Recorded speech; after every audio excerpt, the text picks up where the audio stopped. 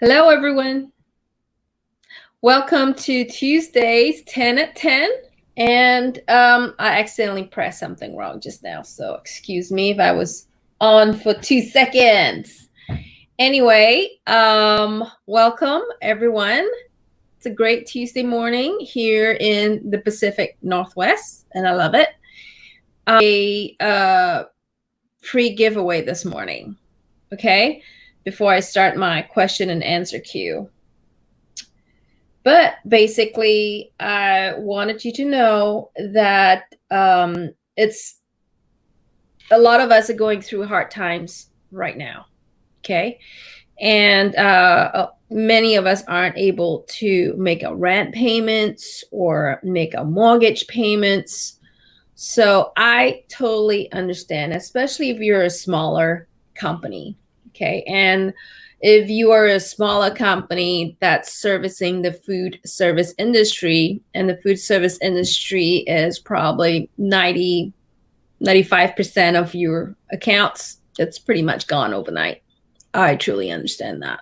Okay, so maybe it's time to switch your model to focus on the manufacturing and wholesale distribution for your business.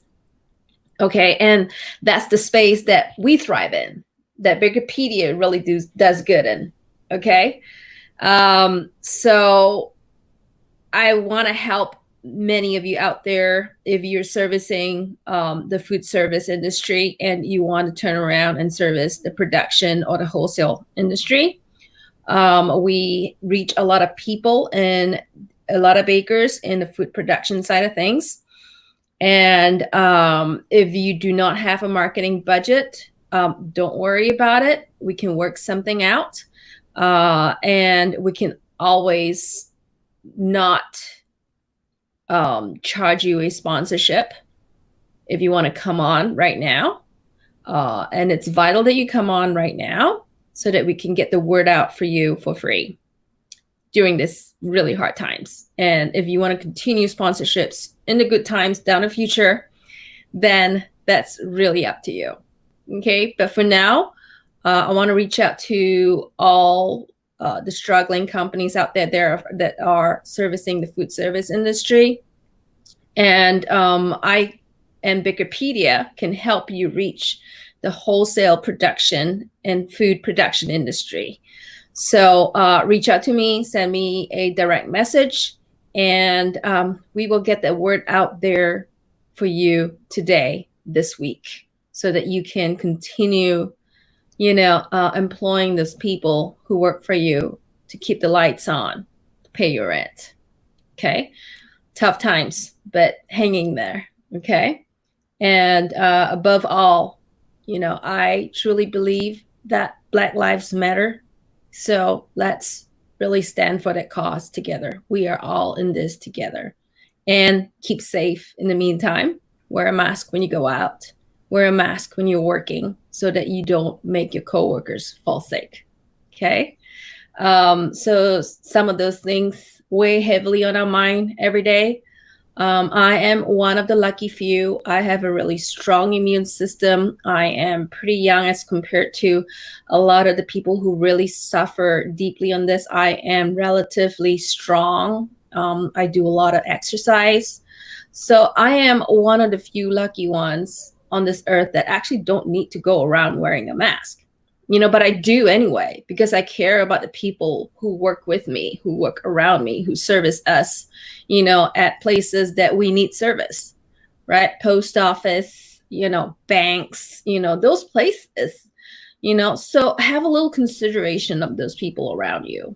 I understand it's your right and your choice to wear a mask, and it's my right and it's my choice to wear a mask too. And I decide to follow the CDC, the local government's recommendations on PPE.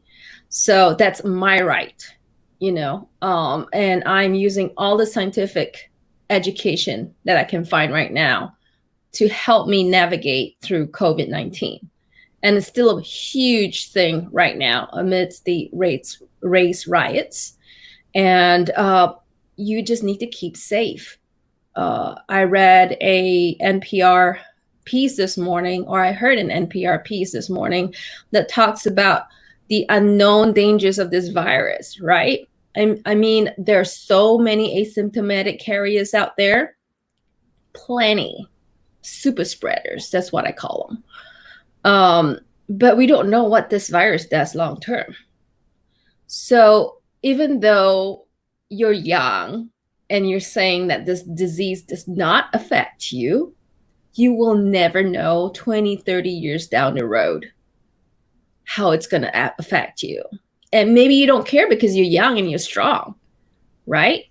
But that's what people didn't know about HPV and how it causes cervical and penile cancer, right? So it's in your best interest right now to try not to fall sick and to try not to spread this sickness, because there's just so much we don't know about it. And the FDA is working hard for us, even though some of you don't believe in that. People are working hard to find a cure for this and to find a vaccine that can prevent cancers coming out of this disease possibly in the future, right? So there's a lot we don't know. So please, I know you want to hang out at the bars. I know you want to go for your after work drink, happy hours, but be safe, right? Because you owe it to yourself and your family and those that you love to be safe and to not spread the disease. Okay. So I will step down from that particular public announcement soapbox and continue my job as a social media influencer. We're on baking. Okay, so on Tuesdays, 10 at 10, I usually answer questions that come towards me from the website, from emails, from direct messages. So let's start today with viscosity. Somebody asked me to please discuss the standards of viscosity. And because this is such a wide variety, I am just going to zoom in on what I think is the most important, which is the viscosity of frostings, icings, and batter. Okay. So let's start with water. Okay. Water's viscosity is 1 centipoise or 1 CPS. Okay. That's your standard. Okay. So if something is thicker than water, say honey that you use in your bakery, honey is about 10,000 CPS. Okay. Depending on the liquid to solid ratio. What else? Okay, for example, melted chocolate. Melted chocolate at a particular temperature is 25,000 CPS. So you can see chocolate is thicker than honey. Honey is 10,000 times thicker than water. Okay, and remember, every temperature causes a difference in viscosity. So water is about 1 CPS at 20 degrees Celsius. Okay, so I think that's about 68 degrees Fahrenheit. About room temperature. Okay, milk is 3 CPS. Okay, and this can be found on the internet really easily. But if you need to know what is viscosity, go to bakerpedia.com and search viscosity. And really, your your product needs to be consistently viscous at that particular temperature when you process it. Okay, so this is one of the key parameters in terms of cake baking QA. Okay, it's a CCP, critical control point. Okay, if your viscosity is drastically different at the depositing station, your quality is going to be affected. So this is one point in your quality process that is easy to be fixed by a viscometer. They are not expensive. Okay, Ematech makes really good ones, very, very reliable. Okay, and if you need more recommendations on what brand to buy, come onto the forums. Not only will I chip in, but a lot of the thought leaders on there will chip in their 2 cents as well. Okay. And I think that's my plug for viscosity today and why you should take a look at it. Next question up. Okay, does gluten-free flour have an impact on shelf life of my cake? Yes, yes, and yes. Okay, so what is gluten-free flour? Gluten-free flour usually include a very, very high percentage of carbohydrates and a mixture of hydrocolloids, possibly fibers, and anything that increases the viscosity of the batter or the dough product. Okay. So in that aspect, it has a lot of modified carbohydrates. And also pre-gel starches, which is really great for cross-linking. So the more gluten-free flour you have in the system, the faster it's going to stale. Okay, so take a look at our staling topic and understand a little bit more on why this is so. And if you take a gluten-free flour versus a wheat flour, you will see that the gluten-free product is going to stale faster, mainly because of starch retrogradation, and mainly because there's so much starch in that system that it retrogrades really, really fast. And if you bake longer with a gluten-free flour, which you are just going to stale the product more. Okay, so thermal profiling is really important in gluten-free. Figure that out. Don't forget, you need enzymes. You need shelf life extension enzymes for your gluten-free product. Okay. What else? Okay, one more thing. Shelf life is 2 things, right? Texture and mold. Okay, so texture is challenging, and I just addressed it with the different solutions just now. Mold is another thing that's really difficult to handle with gluten-free, because gluten-free has the capacity to really absorb a lot of water for it to be able to be processed. So you have a lot of free water in gluten-free cakes. I'm sorry. That's really hard to navigate. So the best thing is to use some sort of preservative. And J&K Ingredients, if you go to our website, search J&K Ingredients, they have a gluten-free sourmate.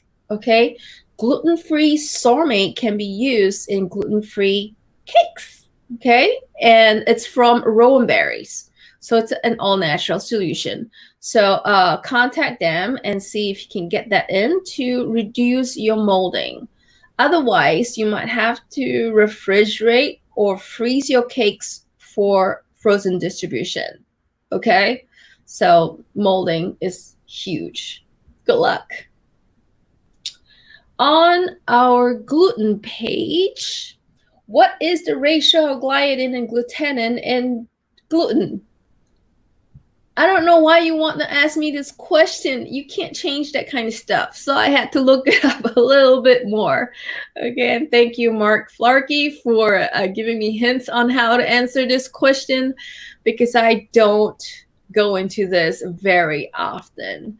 I think a previous social media shout out, I said, I discussed about the different properties of gliadin and glutenin. Gliadin is the flowable part of gluten, and glutenin is the rubber band elastic part of gluten. Okay, so the gluten gliadin ratio is important in the gluten functionality of bread. All right, the more the gluten, the more gliadin, the more flowable the gluten will be.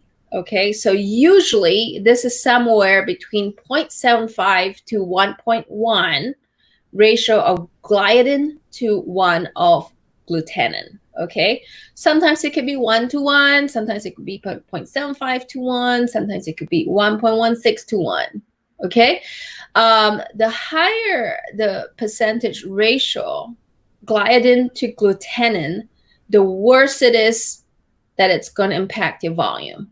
Okay, so usually this is not a concern for bakers, and it should never be a concern for bakers. It should be a big concern for breeders and people who deal with wheat varieties. Okay, so don't worry yourself silly on that.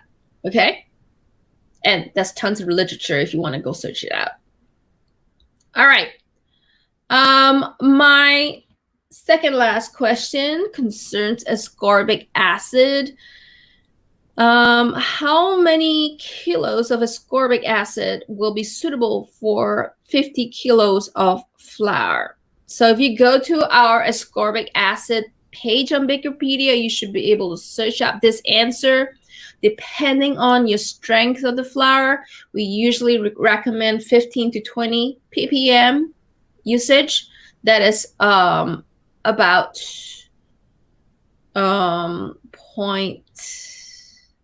if it's 50, then it's times 5. So it's about 1 gram to 50 kilos of flour. Okay. But there's tons of resources on this ascorbic acid page. So please feel free to go dig some more. Okay. Last question. Can I use orange juice instead of ascorbic acid for my bread? Okay, so I've had this question before, and it makes logical sense because after all, you know, orange juice has lots of ascorbic acid. So does lemon juice or any kind of citrus juice, right? So can you guess why we don't use juices in bread formulas? Guys, can you guess? Okay. I'll let you chew on that for 30 more seconds.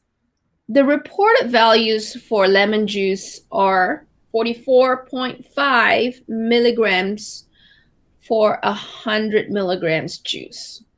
Okay, so in order to really get to the amount of ppms that we talked about in the last question, you have to put like a lot of juice in there. Okay, and that's why we don't use juice.